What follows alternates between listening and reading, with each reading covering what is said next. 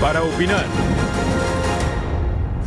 Gracias por continuar con nosotros aquí en Mega Noticias TVC. Es noche de lunes y noche para opinar. Como cada semana, le doy la bienvenida a mis compañeros Raúl Frías Lucio, director editorial de Mega Noticias, Maite Noriega, colaboradora de Mega Noticias TVC, Enrique Tusain, también colaborador de Mega Noticias, y Eduardo Torreblanca, colaborador de Mega Noticias TVC y columnista en El Financiero. Buenas noches a todos y bueno, sin más preámbulos, abrimos esta mesa de análisis y de debate. En su entrega de hoy, ¿por qué no es recesión en El Financiero? Enrique Quintana explica las razones por las que no debe considerarse que México esté bajo ese estatus.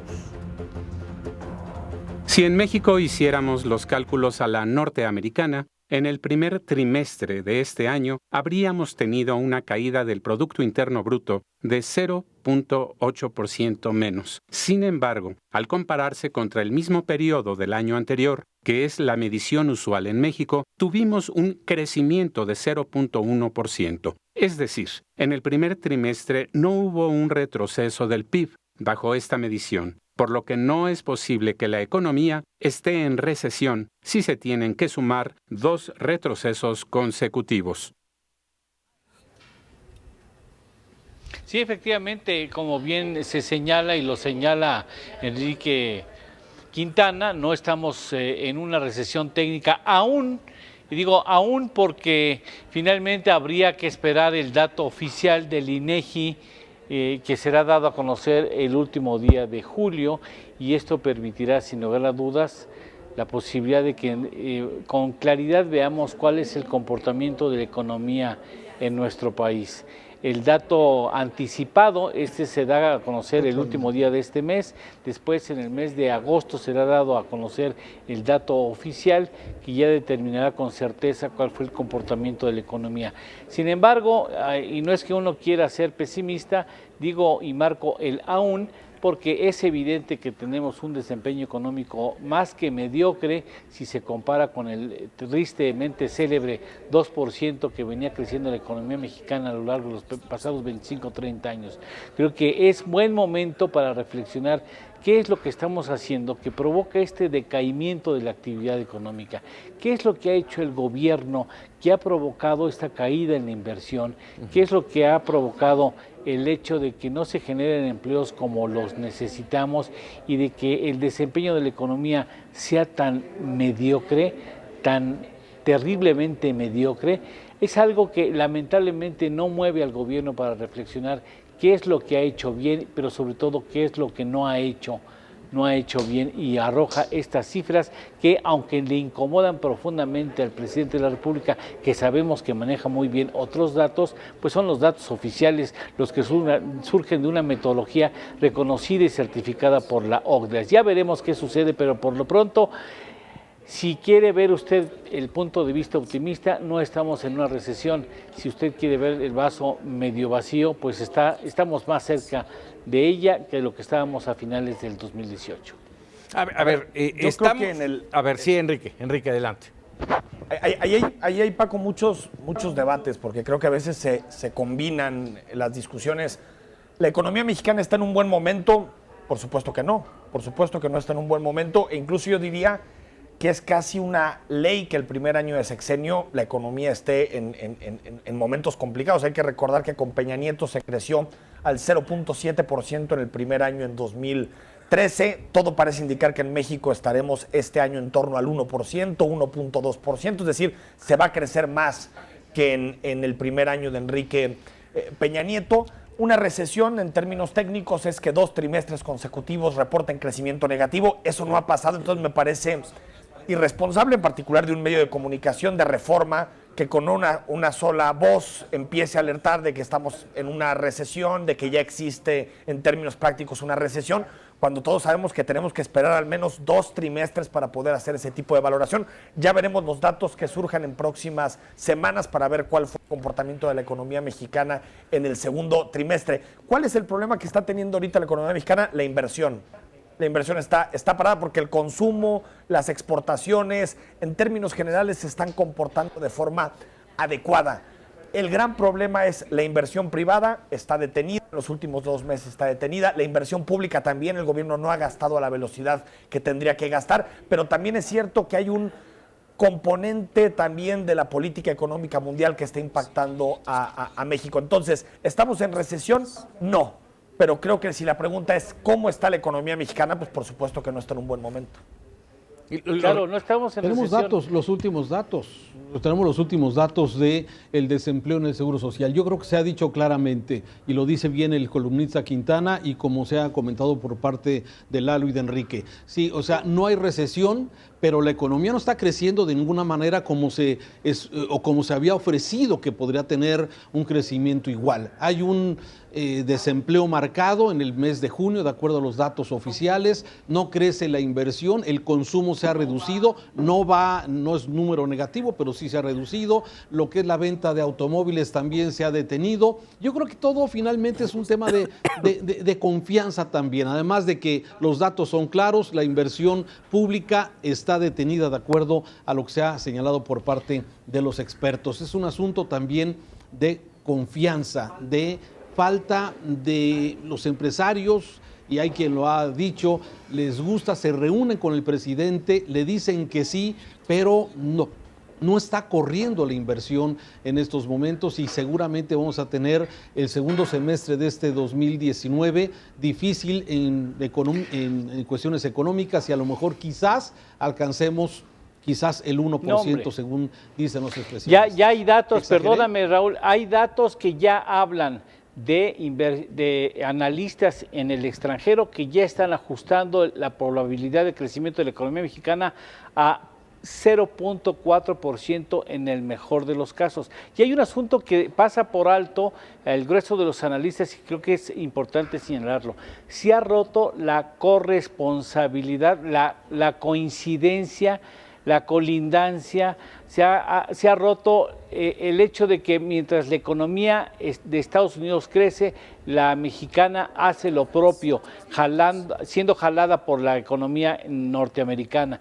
Esto ya se rompió por ocasión primera en 25 años, es decir, la economía estadounidense, con el riesgo también de incurrir en una recesión hacia el 2020, está creciendo en el primer trimestre a ritmos de 3.1%, que es un ritmo muy importante, mientras que la economía mexicana está creciendo a ritmos de 0.1%.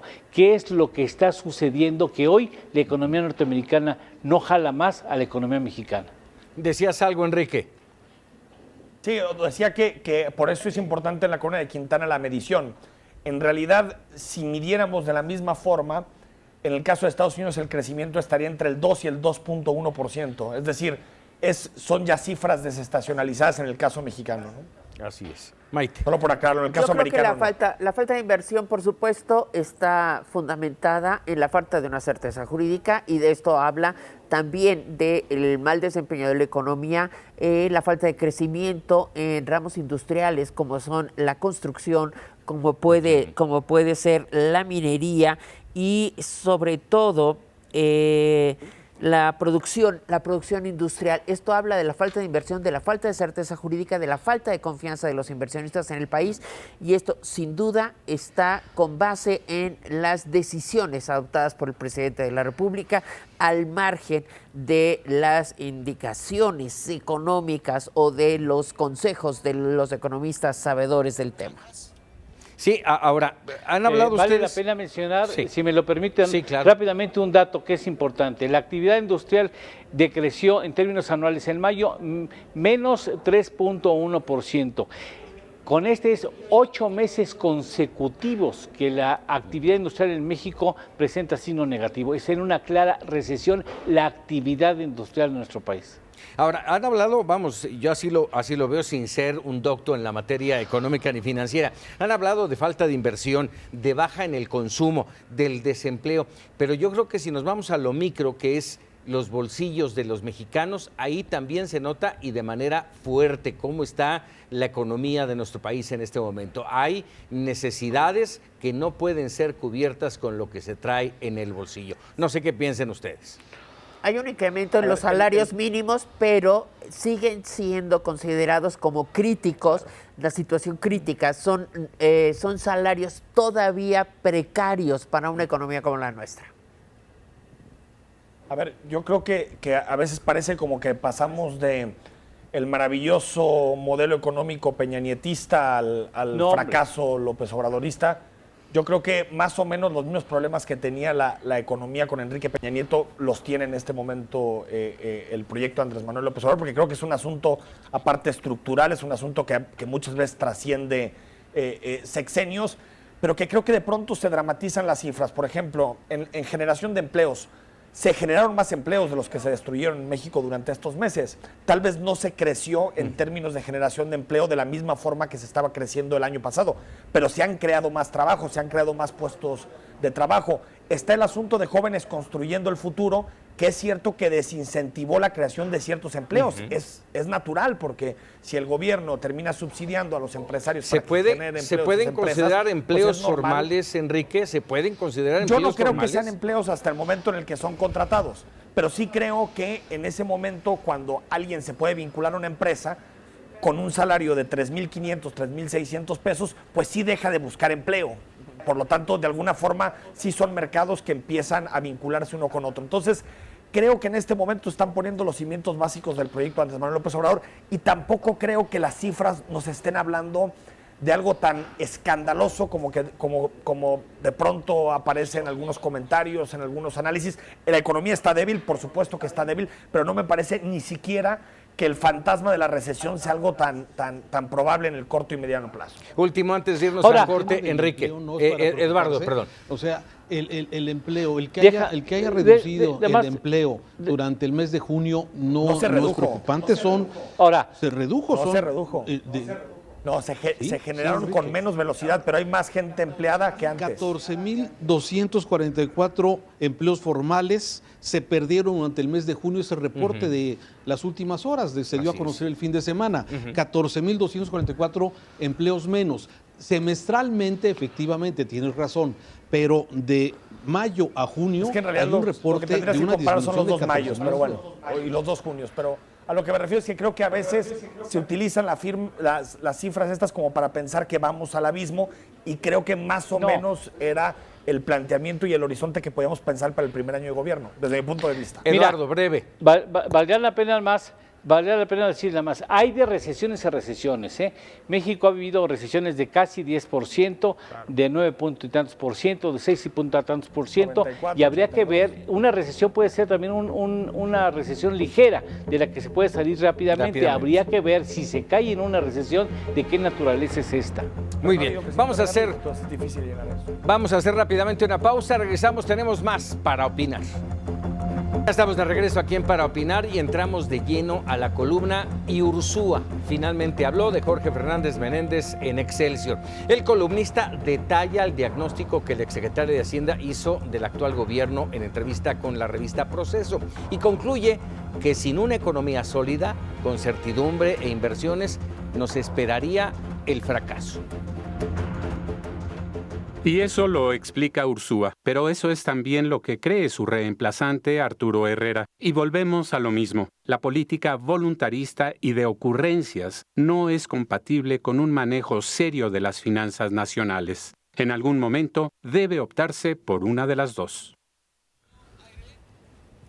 Desde el principio, Jorge Fernández Menéndez en esta columna decide ignorar el conflicto de intereses con Alfonso Romo, dice que ese tema no lo va a tratar, y entonces habla de los otros temas que aborda el señor Ursúa en su entrevista, en la cual además no especifica cuáles son estos conflictos de intereses. Él dice que se podrían presentar, no que existan, con lo cual se retracta un poquito de lo que había planteado en una primera instancia el señor Ursúa. Lo que él comenta es cuando se le pregunta si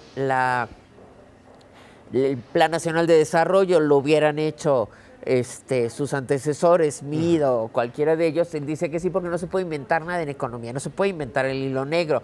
Y en esto tiene la razón, por supuesto. Él confirma que estaba en contra de Dos Bocas, estaba en contra del cierre del aeropuerto y la construcción de Santa Lucía, y estaba en contra de la decisión, sobre todo de la decisión adoptada por Manuel Bartlett de la cancelación de los contratos o la supuesta revisión de los contratos sobre los gasoductos.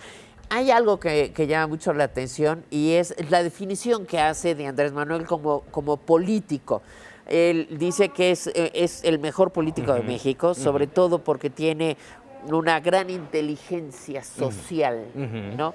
Y en esto habría sus asegúnes. Lo que sí me parece es que ha generado una gran corriente de opinión a favor y en contra esta renuncia. Hay quienes dicen que le abre un boquete y hay quienes dicen que no va a pasar que nada. no pasa nada. Así es. ¿Qué le duele más a Carlos Ursúa? ¿El tema de las imposiciones al interior de la Secretaría de Hacienda o que los programas sociales no eran lo que él esperaba? Las imposiciones, seguramente. Eduardo. Es política, ¿no? O Sí, es política. yo creo ¿Sabes qué? Que estuvo pensar lidiando que la durante renuncia de 7 Ursúa meses con un personal con el que no coincidía en planteamientos financieros. Yo creo que esa no fue la razón. Yo argumento, con el riesgo, por supuesto, de equivocarme, estoy incurriendo en una suposición, en una sospecha, de que fue el modelo de negocio que se ha perfilado muy tímidamente, muy vagamente en algunos medios de comunicación, el modelo de negocio de Pemex, el que ocasionó su salida, porque él no quiere ser parte de ese asunto que va a desatar la ira de las empresas calificadoras. Yo no estoy defendiendo a las empresas calificadoras, simplemente digo que el modelo de negocio que se ha perfilado, que se ha ventilado tímidamente en algunos medios de comunicación. ¿Cuál sería? Por supuesto que no va a satisfacer. El exceso el que se va a presentar, del que ya se ha perfilado, ya se han adelantado algunas cifras y que permitiría pensar que la capitalización y el plan de apoyo que se quiere dar a Petróleos Mexicanos escasamente corresponde, términos globales, números gruesos, a 6.200 millones de dólares anuales, lo que es coincidentemente lo que tiene que pagar Pemex del servicio de su deuda. O sea, en realidad no se le está inyectando un recurso que le permita incrementar su viabilidad operativa. Y recuerden que en la medida en que le da mayor oxígeno fiscal, como se intenta en este modelo de negocio, en esa misma medida el gobierno mexicano dejará de estar recibiendo recursos. Es decir, salvar a Pemex implica ahorcar las finanzas del sector público federal. Y en ese asunto estoy casi seguro, y ojalá me equivocara, de que las empresas calificadoras van a hacer sentir su inconformidad, su decepción por este modelo de negocio. Claro, ya lo veremos, pero bueno, por lo pronto en la entrevista que le da a Hernán Gómez en la revista Proceso, no menciona esto, pero sí habla Carlos Ursúa de las diferencias que tiene con Bartlett, por ejemplo, en la Comisión Federal de Electricidad. Habla también, bueno, de las improvisaciones. Él dice que nunca estuvo de acuerdo con la cancelación del aeropuerto, que no ha estado de acuerdo con el tema de la refinería Dos Bocas. Me parece que esta renuncia, que para mi gusto es una de las más importantes que ha sucedido en estos 228 días que lleva el gobierno de López Obrador, y que es el secretario de Hacienda, o sea, no es cualquier secretario, y de alguna forma es el que implementó la política y el presupuesto para este 2019, lógicamente con la intervención todavía de la pasada administración, y que se ha tratado de minimizar por parte del mismo presidente, señalando, pues todavía tratando y de alguna forma denostando en cierta forma a su amigo, al que fue su secretario, diciendo lo que es un asunto de ideología y que pertenece a los neoliberales del pasado. Me parece que es una renuncia importante, que hay que considerar los temas de la improvisación,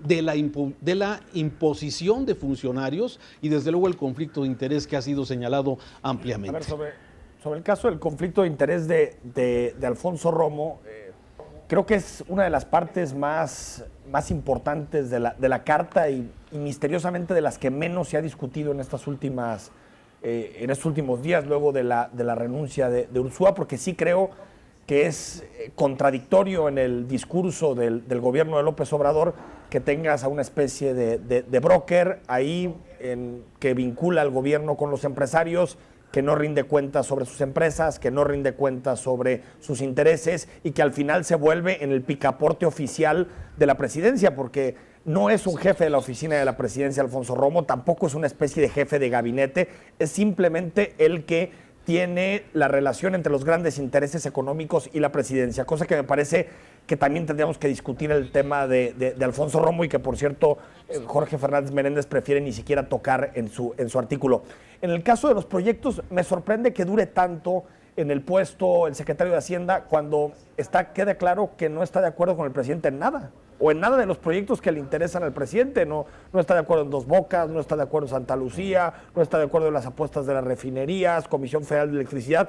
Me parece difícil de entender que un funcionario pase el presupuesto en diciembre con estos proyectos incluidos, con las apuestas, después fue y en medios de comunicación, en televisión, defiende los proyectos del presidente, ¿no? Dicen que son importantes, que son sustentables, y después 7, 8 meses después dice que ya no, y se da cuenta y empieza a hablar. Yo creo que tiene que ver con problemas políticos, tiene que ver con que las riendas económicas y de las decisiones económicas eran de Alfonso Romo, porque si se fijan, los proyectos en los que no está de acuerdo Ursúa son proyectos en los que tampoco está de acuerdo Alfonso Romo. Es decir, me parece que es un problema político, de una ruptura en el equipo económico de parte del equipo de López Obrador. No creo que tenga una causa ideológica, y que dijo Ursúa, salgo bien.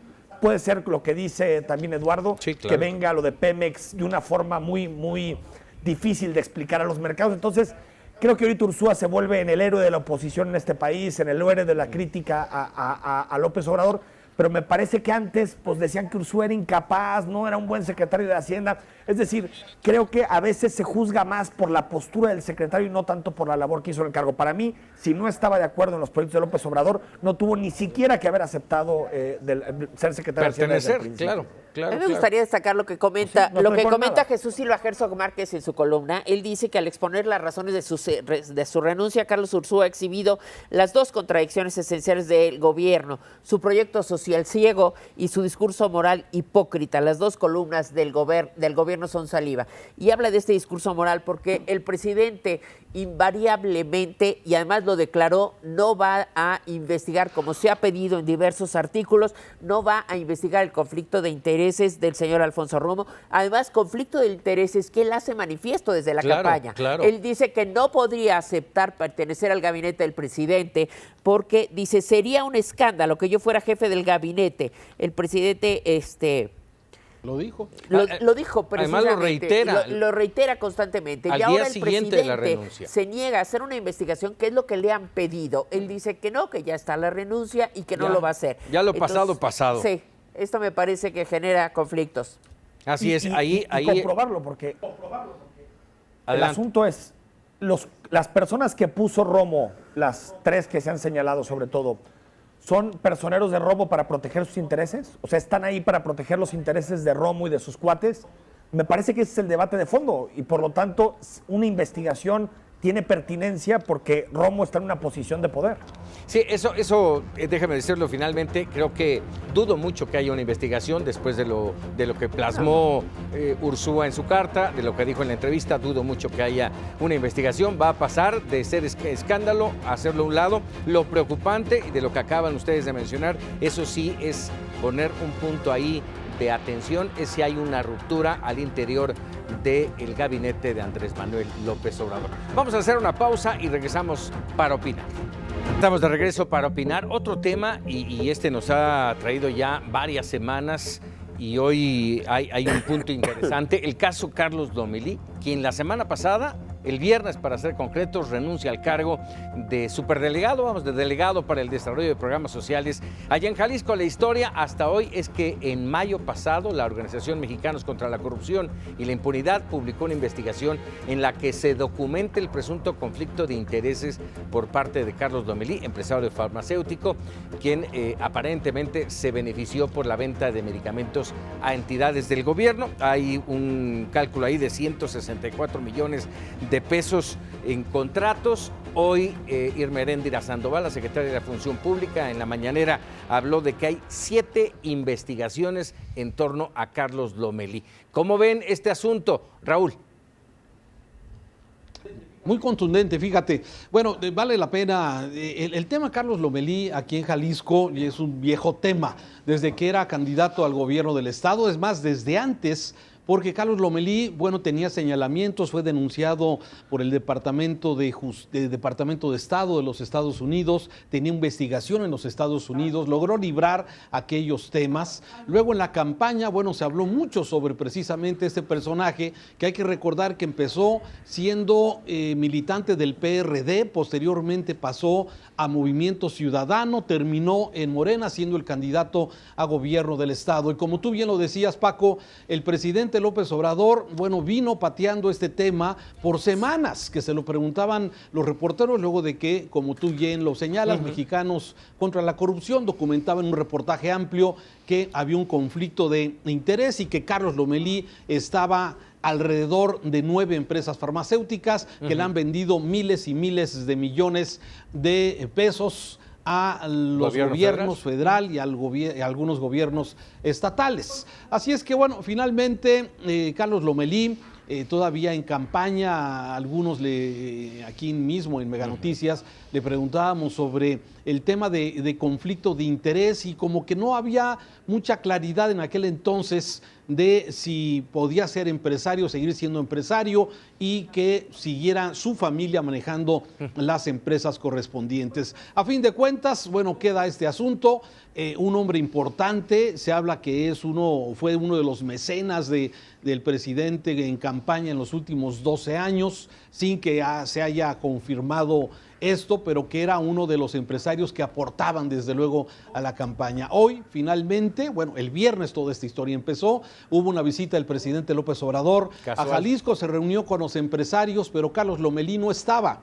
Y en esta reunión previa, Carlos Lomelí anunciaba que renunciaba a ser superdelegado del estado de Jalisco. Hoy la secretaria de la Función Pública, después de varias semanas de traer el tema, señala estas 7 investigaciones contra Carlos Lomelí. Él el mismo viernes había desestimado, señalaba que renunciaba para evitar politiquería y que dañara la imagen de él y del presidente López Obrador. Esto es en términos generales la historia que ha sucedido. El mismo domingo, este domingo pasado, ya con la renuncia encima, Lomelí estuvo presidiendo algunos trabajos de Morena, donde, bueno, parece que seguirá por lo pronto en estas reuniones que se están generando por el partido político.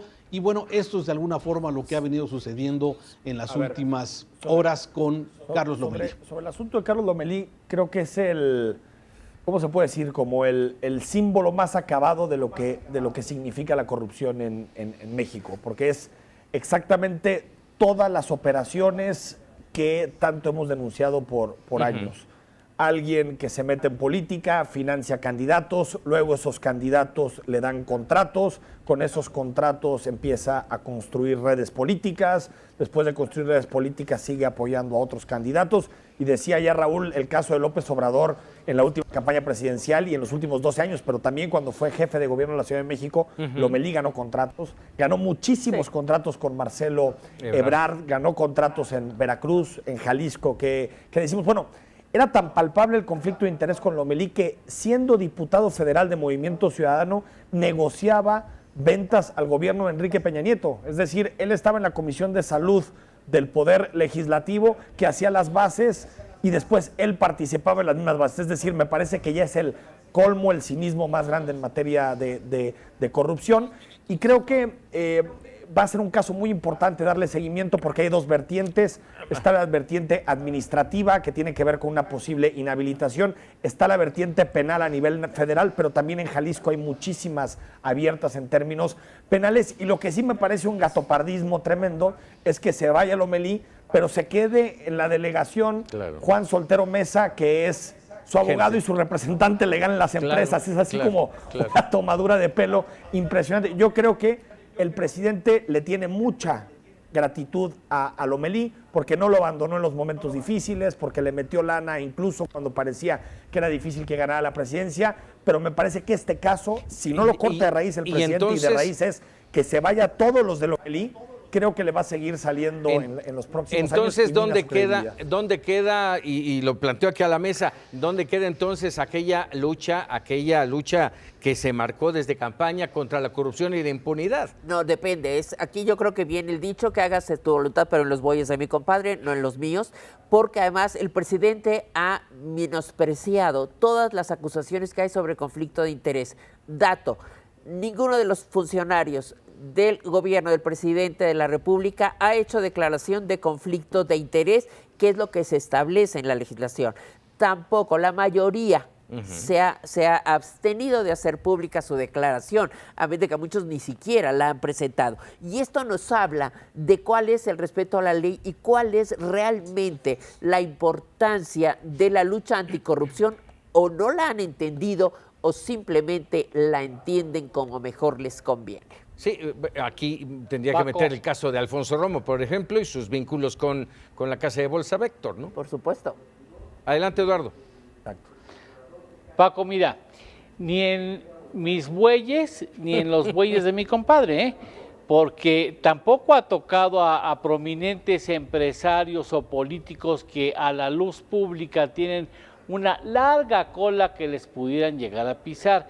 En ese sentido, como ciudadano lo digo, ha sido muy laxo en su combate a la corrupción, porque tiene la oportunidad, como nunca antes había habido, de meter la mano y sacar docenas, para no hablar de centenares de casos que apestan del régimen anterior.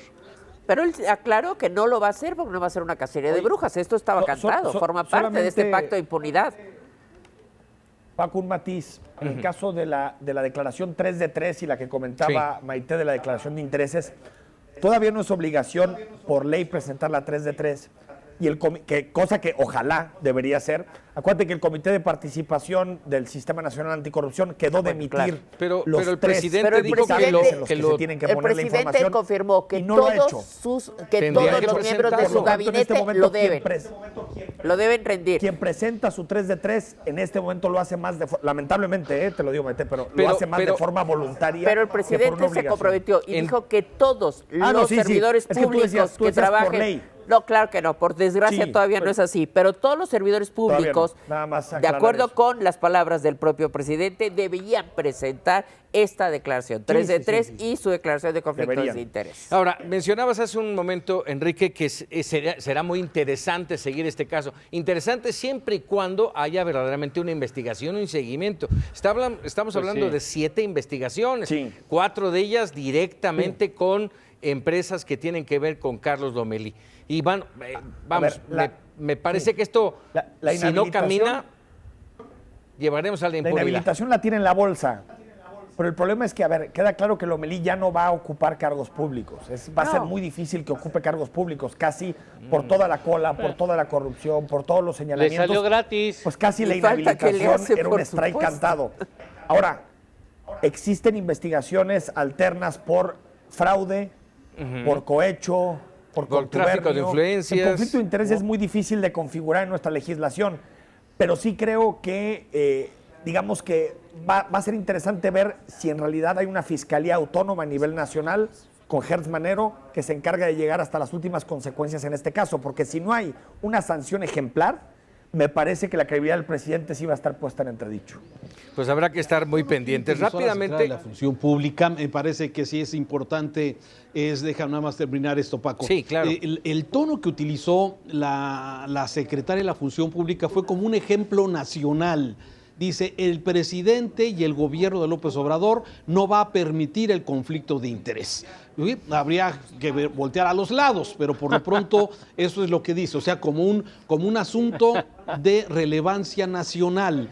Y desde luego es importante, pero como ya lo decía Enrique, el primero es que posiblemente va a ser inhabilitado quizás muchos años para que ocupe algún cargo público. Pero por otro lado, ya lo decíamos, aquí en Jalisco hay una investigación de una de estas empresas que de alguna forma forman esta red de farmacéuticas que están siendo señaladas de haber vendido medicamento falso apócrifo, no medicamento, por ejemplo, esa es una de esas. Otra que se vendió a sobreprecio. Y esto de alguna forma, bueno, habrá que ver finalmente esto en qué va a desembocar, en qué va a terminar, amén de que hoy el periódico Reforma Mural también documenta que el subdelegado del ISSSTE es socio de una de las empresas de Lomelí. Así es. Es que bueno, Morena, total, Morena hay no es una un red. partido en Jalisco, es una farmacia. Es farmacias similares o del ahorro, no sé. Esto de alguna forma nos muestra que esto es más complejo de lo que parece, y ya veremos finalmente en qué acaba este asunto, que sí. Yo, con el tono de la secretaria, dije, pues hay que voltear a los lados porque hay mucho que se puede ver, se puede presumir como conflicto de interés. Aquí lo interesante, y volvemos a una clásica, ¿por qué si los medios, por qué si los periodistas nos damos cuenta de este tipo de situaciones, las plasmamos en notas periodísticas, en comentarios, en críticas, por qué las autoridades no lo ven? No, esperan a que se calme, porque todas las noticias duran 7 días en los medios. Entonces, esta es la política con la que están actuando. Así es. Rápidamente, nos quedan escasamente 2 minutitos y me gustaría tocar el tema del bonillazo. Vamos, esta suerte vamos, ¿cómo lo podríamos llamar? De situación. Vaso, dicen algunos, Ándale, albazo de albazo legislativo, madrugador además, allá en Baja California, donde de repente le cambiaron al votante su decisión por 2 años a 5 años. Se discute en todos lados y todo está tranquilo en Baja California. ¿Cómo lo ven? Bueno, no sé si muy tranquilo, pero imagínate, con una alianza entre Morena y el PAN, porque este gobernador Pero del fueron PAN, 4 Kiko Vega, morenistas, hombre. Son 3. De hecho, sí, son o sea, 3 morenistas. 3 diputados Todos. morenistas.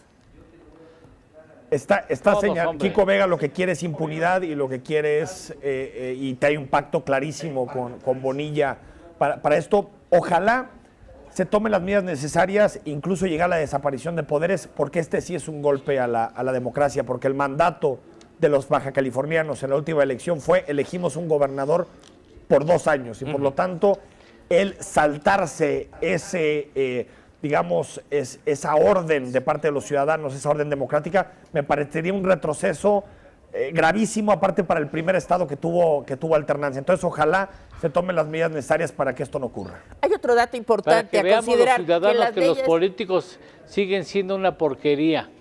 Algunos, Paco. las leyes electorales Eduardo, perdón. deben reformarse, promulgarse y publicarse 90 días antes de la elección. Claro. Por lo tanto, esto no opera, no va a operar, por supuesto. Es una ley. Pues ahí está. Es un Ahí decreto que está. no. Sí, o sea, ahí está. Lo Ahí que no va, quiere ahí decir va. que sea válido. No será válido. Esto Como es Varguitas clarísimo. en la ley de Herodes, pues, Me llama la estorba atención ley, esto, pues ya. me llama la atención, Enrique, esto que mencionaste de Francisco Kiko Vega y su interés. A ver, platícanos. Por eso A ver, el dinero, los 500 Kiko mil Vega- al millón de dólares, ¿no? Kiko Vega le entregó sus diputados a Bonilla para aprobar esto. ¿Por qué? Porque quiere pacto de impunidad. O sea, lo que quiere es que se quede Bonilla 5 años, que le limpie todo el cochinero que tiene en Baja California y que no haya posibilidad en 2 años de que llegue alguien que realmente sí se meta con él. A ver. Desde campaña se mandaron guiños Sí. de muchas maneras. Rápidamente, ya nos vamos. ¿Un sí o un no? ¿Van a echar para atrás este tema en Baja California? ¿Sí o no? Maite. Sí, seguro, Sí, Sí. desde luego. Eduardo, Enrique, chin chin si no. Yo creo que sí. Raúl. La Corte lo tiene que hacer. La- Lo debería hacer. El La Senado, Corte Pero lo debería van a dar hacer. para atrás, sin Ese duda. es el punto. Sí. Muy bien. No, sería Sí. el tribunal electoral, ¿eh? Hasta aquí para opinar esta noche. Y bueno, por supuesto, mi agradecimiento para mis compañeros Maite Noriega, Enrique Tusein, Raúl Frías, Eduardo Torreblanca, pero sobre todo a usted por permitirnos darles nuestras opiniones en nuestros debates y que usted se quede con la mejor opinión. Le recuerdo, mañana para opinar con Raúl Frías Lucio y los dejo ahora con los memerables.